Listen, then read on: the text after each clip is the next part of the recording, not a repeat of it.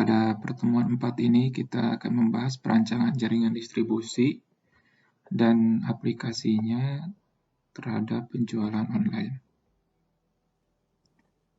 Ada 3 tujuan pembelajaran pada unit ini. Yang pertama, mengidentifikasikan faktor-faktor kunci yang perlu dipertimbangkan ketika merancang suatu jaringan distribusi. Yang kedua, mendiskusikan kekuatan dan kelemahan dari pilihan-pilihan jaringan distribusi yang beragam. Yang ketiga, memahami bagaimana penjualan online mempengaruhi perancangan dari jaringan distribusi pada sejumlah industri yang berbeda. Peran dari distribusi dalam rantai pasok. Distribusi adalah langkah-langkah untuk memindahkan dan menyimpan suatu produk dari supplier ke customer di dalam satu rantai pasok. Barang mentah atau komponen dikirim dari supplier ke manufacturer ya. Kemudian barang jadi dikirim dari manufacturer hingga ke customer. Bisa langsung atau melalui distributor atau retailer.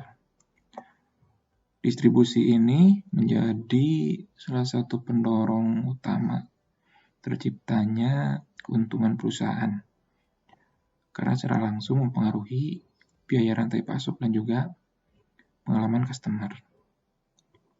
Biaya distribusi ini bisa berpengaruh sampai lebih dari 30% pendapatan sebuah perusahaan.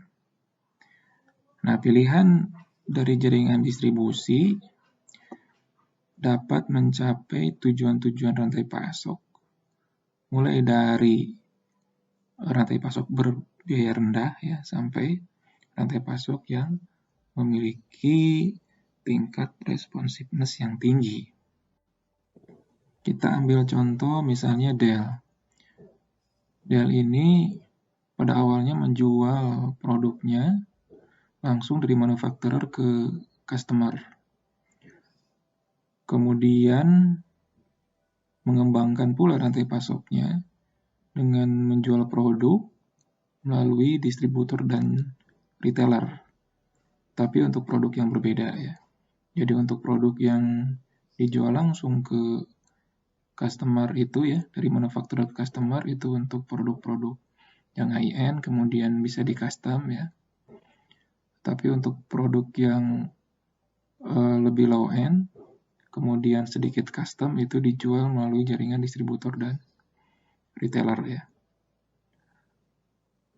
Kemudian misalnya HP ya. HP itu dari awal menjual produknya langsung melalui distributor dan sehingga pelanggan yang dia membeli produknya dari manufacturer langsung ya biasanya harus menunggu lebih lama dibandingkan pelanggan yang kemudian membeli produknya langsung di reseller ya atau retailer. P&G misalnya dia menjual produknya, ada yang dijual langsung ya ke supermarket, tapi ini khusus untuk supermarket yang besar ya. Kemudian untuk supermarket toko-toko yang lebih kecil, produk-produk P&G itu diperoleh dari distributor ya. Atau misalnya Texas Instruments ya. Texas Instruments ini salah satu perusahaan elektronik ya. Dia menjual 30% dari volume penjualannya itu kepada 98% customer melalui distributor.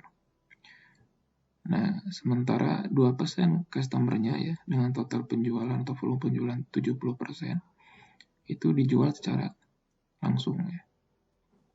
Nah, dari beberapa contoh tadi kita bisa melihat bagaimana perusahaan ya membangun strategi rantai pasoknya dengan merancang sejumlah jaringan distribusi yang berbeda.